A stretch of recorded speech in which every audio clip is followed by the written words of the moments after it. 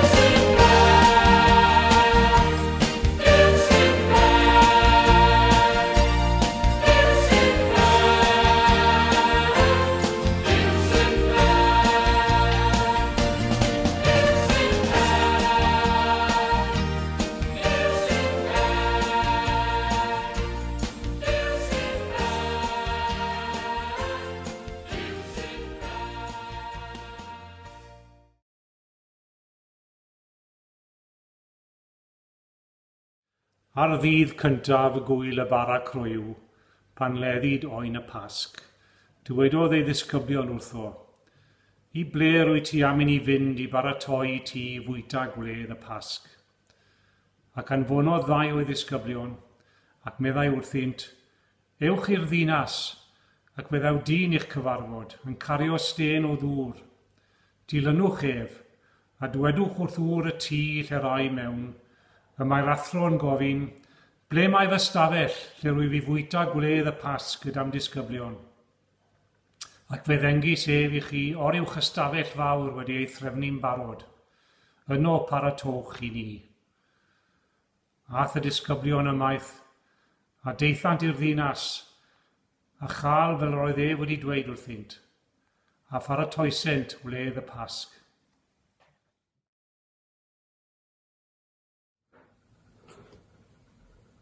Gweddïwn.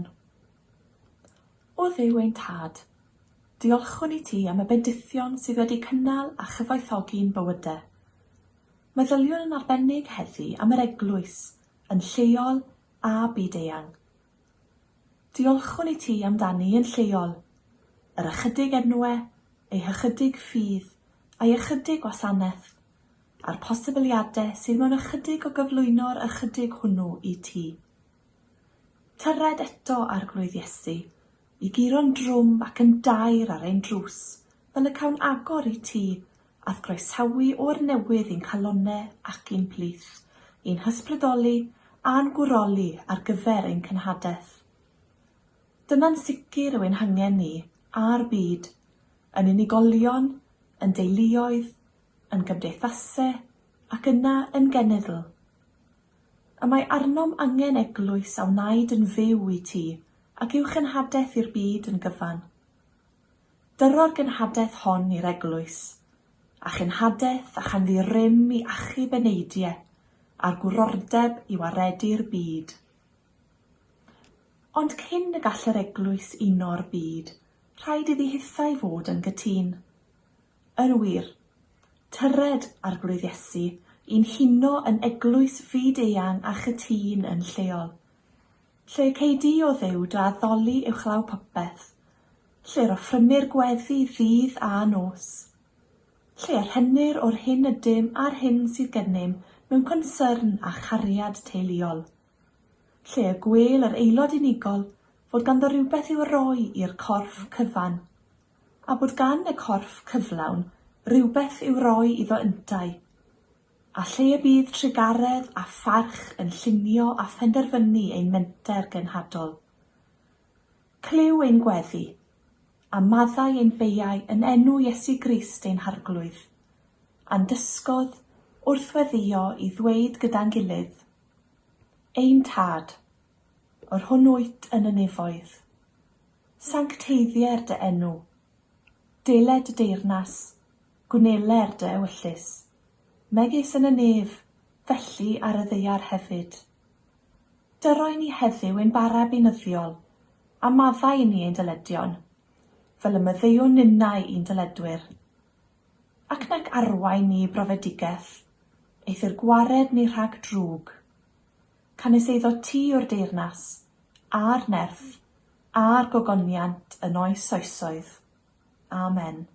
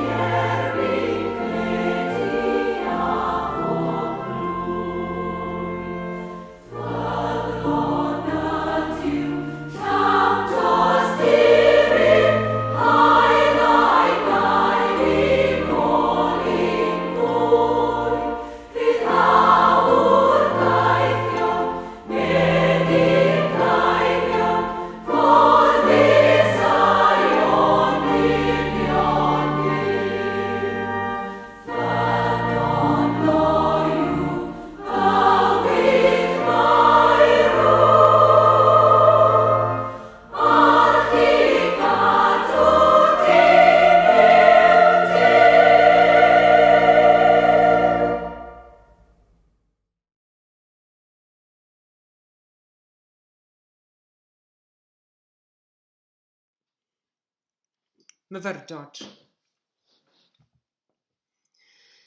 Cyn bwyta'r swper olaf gyda'i ddisgyblion, fe ddwedodd Iesu wrth Pedr ac Ioan i fynd a pharatoi iddo gael bwyta gwledd y Pasg. Un o brif wyliau'r Iddewon yw'r Pasg, a chaiff yr wyl i dathlu heddi gan Iddewon ffyddlon yn union fel y gwnaed nôl y nyddiau Iesu. Gwyl deuluol yw'r Pasg, pan ddawelodau'r teulu at ei gilydd o gwmpas y bwrdd. Mae'r pen teulu'n offrymu gweddi o ddiolchgarwch, ac yna fe fydd pawb yn yfed o gwpan gwyn. Ar ôl hyn, fe fydd yr ifancaf yn y teulu yn gofyn, beth yw ystyr y cyfan hyn? A chaiff eglur had fod gwyl y Pasg yn wyl i gofio'r waredigaeth o'r Aifft. Yna mae'r teulu'n uno i ganu salm o fawl i ddiolch am y waredigaeth honno, a rhannu yn y wledd mewn modd sydd yn dramateiddio digwyddiadau'r Exodus. Bydd y pen teulu'n torri bara croew wedyn, sef bara heb furim, a rhoi darn i bob un. Bydd oen yn cael ei aberthu ar yr wyl, a hynny hefyd yn arwydd o ddiolchgarwch. Ac i gloi'r ddefod wedyn, mae'r teulu'n yfed allan o gwpan sy'n cael ei alw'n gwpan y fendith, a phawb wedyn yn canu salmau. Mae'r wyl yn wyl eithriadol o bwysig felly. Cadwodd Iesu yr wyl hon gyda'i ddisgyblion, a chymryd y bara a'r gwyn, ond fe rhoddodd Iesu ystyr am genach i'r cymryd, na'r hyn yr oedd iddo'n yn nefod yr Iddewon. Dwedodd Iesu wrth ei ddisgyblion mai i gorff ef oedd y bara a dorwyd, a'i waed ef oedd y gwyn a fwyd, ac felly taw ef ei hunan oedd yr aberth. Pan fyddwn ni'n dod i oedfa gymyn mewn capel neu falle mewn eglwys, fe welwn ni liain gwyn wedi deunu dros y bwrdd naill llai yn y sedd fawr neu ymlaen y capel neu ger yr allor, a'r bara a'r gwyn arno. Hynny yw, i ni'n cymryd yn gyniataol bod rhywun wedi mynd ati baratoi'r bwrdd ar ein cyfer ni. Ac ein bod ni'n ddiolchgar iawn i'r sawl sydd wrthi'n paratoi'r bwrdd o wythnos i wythnos neu o fis i fis, yn gwbl ddiffws ac yn gwbl ddisylw. Ond, fe all hynny fod yn un o wendiden gwasanaeth cymyn ni. Gadewch i fi esbonio. Gweithred ar gyfer pawb ohono ni yw'r cymyn. Ac i fod yn fanwl gywir, fe ddyle gosod y bara a'r gwyn ar y bwrdd fod yn weithred mae gan bawb ohono ni rhan ynddi. Ac mae gwenyddu'r cymyn adref ar ein heilwydydd heddi yn golygu ein bod ni gyd wedi bod ar rhan ym mharatoi'r bwrdd cymyn. Nawr, yn yr eglwys sy'n Iongred ddwyreiniol, un o fomentau mawr y gwasanaeth cymyn yw pan fydd y bara a'r gwyn yn cael eu cario i mewn i'r gwasanaeth fel bod pawb yn gallu gweld nhw. Mewn rhai eglwysi bydd y gynulleidfa'n dod â'r bara a'r gwyn gyda nhw mwyn i gosod ar y bwrdd. Ac mae roedd o cad arbennig i'r weithred honno o osod pethau ar y bwrdd. Beth yn union o olygu'r wrth ddod â bara a gwyn i'r gwasanaeth cymyn? Onid ydy'r naill beth a'r llall yn symbolau pwysig iawn? Beth yn union o olygu'r wrth ddod â bara a gwyn i'r gwasanaeth cymyn? Onid yw'r naill beth a'r llall yn symbolau pwysig iawn? Hynny yw, mae'r bara yn cynrychioli'n gwaith o ddydd i ddydd a phopeth sydd yn gysylltiedig â'n bywoliaeth ni, ein heiddo, ein harian a'n cyfoeth. Mae'r gwyn yn cynrychioli llawenydd bywyd a phopeth sydd yn ein gwneud yn hapus ac yn rhydd. Fe ddown a'r cyfan sydd gennym at fwrdd y cymyn, bob agwedd o fywyd, ein trafferthion a'n brwydrau, ein llwyddiannau a'n methiannau, a'r allor Duw. I ni'n offrymu'r cwbl i Dduw, gan weddio bydd iddo ddefnyddio'r cwbl fel y myn, i ogoniant ef ei hun. Dyna yw ein hoffrwm ni, dod â'r cyffredin at y sanctaidd, dod â'r cyffredin at y cysegredig. Wrth ddod â'r bara a'r gwyn at fwrdd y cymyn, i ni'n dod â'n byd yn ei holl agweddau at Dduw. Mwyn iddo ef gael gafel arno, yw draws newid a wneud hyn y dymunai iddo fe fod. Wy'n hoff iawn o'r stori honno o'r arlunydd enwog Edward Burne-Jones, un o arlunwyr amlycaf Lloegr yn yr 20fed ganrif, ac fe dynnodd e lun o'r greal sanctaidd, hynny yw y cwpan yr honir i Iesu Grist yfed ohono yn y swper olaf. Ac wedi iddo fe dynnu llun o'r greal sanctaidd, beth nath e, ond gosod y llun uwch ben y sinc yn y gegin, lle bydde'r llestri prydiau bwyd yn cael ei golchi bob dydd. A wy'n credu bod hynny'n arwydd o cael iawn. Y cwpan cymun a'r cwpan te gyda'i gilydd. Ac onid dyna yw'r cymundeb. Pan mae eisteddodd Iesu wrth y bwrdd gyda'i disgyblion, nid symbolau cyfrinachol a ddefnyddiodd e i argraffu dynged ar ei meddyliau. Na chwaith gyfeirio at brofiadau cyfriniol neu fetholegol. Fe gymrodd Iesu bethau mor gyffredin a bara a gwyn. Smo hynny'n awgrymu o gwbl fod y pethau sanctaidd yn gyffredin, cofiwch. Awgrymu a wna hyn fod modd gwneud y pethau cyffredin yn sanctaidd. Nid arglwydd y bwrdd cymun yn unig yw Duw. Mae'n llywodraethu dros ein bywyd ni'n gyfan gwbl.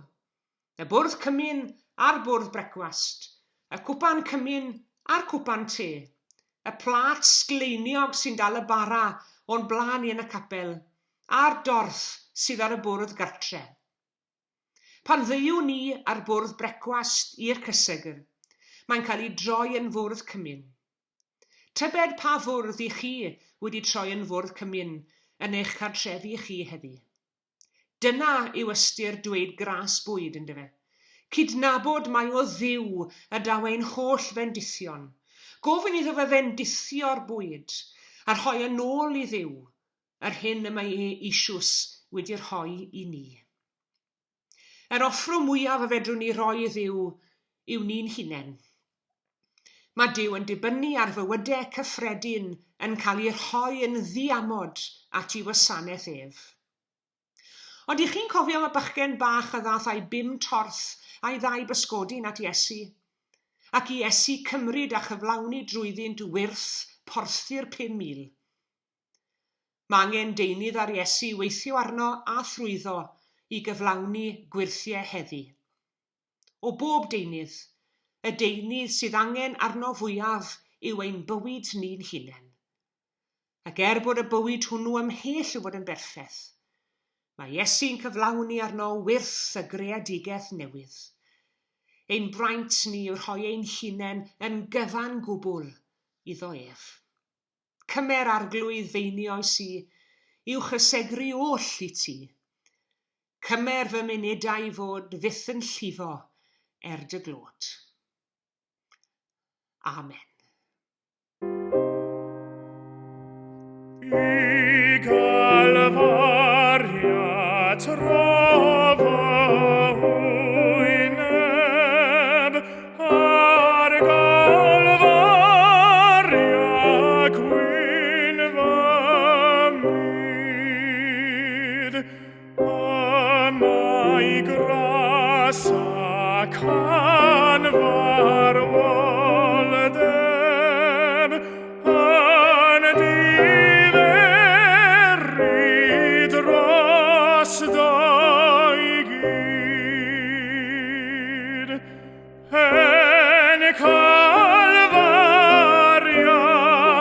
pen Calvaria, pen Calvaria,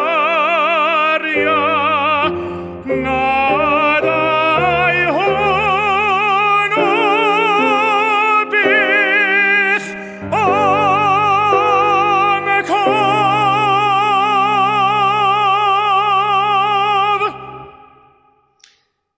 Mae yna groeso i bawb sydd yn caru Iesu Grist ac yn ei dderbyn yn arglwydd a gwaredwr i ymuno â ni wrth i ni rhannu'r bara'r gwyn hwn. Gadewch i ni wrando'n gyntaf ar eiriau'r Apostol Paul sydd yn rhoi hanes cychwyn y sacrament yma i ni. A wy'n darllen o'r 11 bennod ar 10 o'r llythyr cyntaf at y Corinthied. Oherwydd fe dderbyniais i oddi wrth yr arglwydd, yr hyn hefyd a draddodais i chwi. I'r arglwydd Iesu yn nos y brydychwyd ef gymryd bara, ac wedi iddo ddiolch fe'i torodd a dywedodd, hwn yw fy nghorff sy'n cael ei dorri er eich mwyn chwi. Gwnewch hyn cof amdanaf.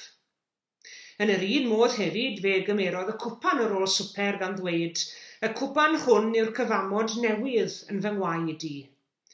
Gwnewch hyn bob tro ar yfwch ef cof amdanaf.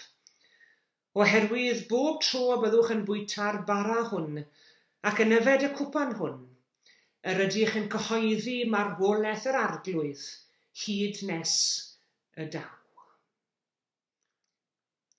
Gawn ni weddio gyda'n gilydd.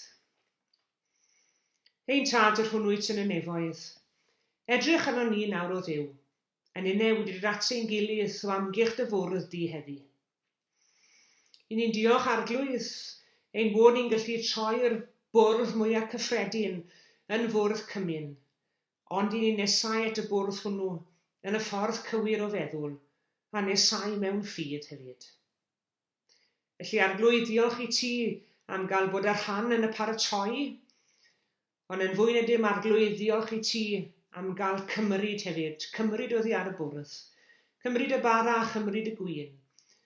Y bara a'r gwyn i'n ffydd ni yn arwyddion gweladwy o gorff Iesu a ddryllliwyd drosom ar y groes, ac o waed Iesu a rhedodd ein mwyn. Cyfeirian calonen ein nawr o dad at groes Calfaria, wrth i ni gofio'r boen a'r bicell fain a'r ing a'r gwawd, a'r cwbl ein mwyn ni. Y bydde di'r ddefod hon eto arglwydd fod yn fodd i'n hatgoffa ni pa mor ddrud i ti oedd cadw'r byd. Clyw ein gweddi felly a maddau ni hefyd arglwydd, bo bai a phechod yn derbyn di. Yn enw Iesu Grist ein harglwydd a'n ceidwad. Amen.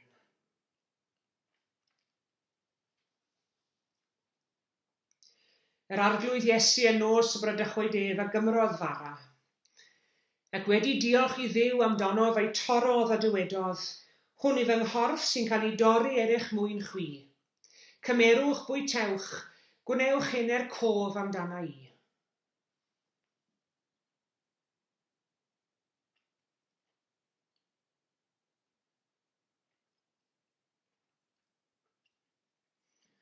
Ac yn yr un modd fe gymerodd gwpan ar ôl swper gan ddweud, y cwpan hwn yw'r cyfamod newydd yn fy ngwaed i. Yfwn bawb o hwn.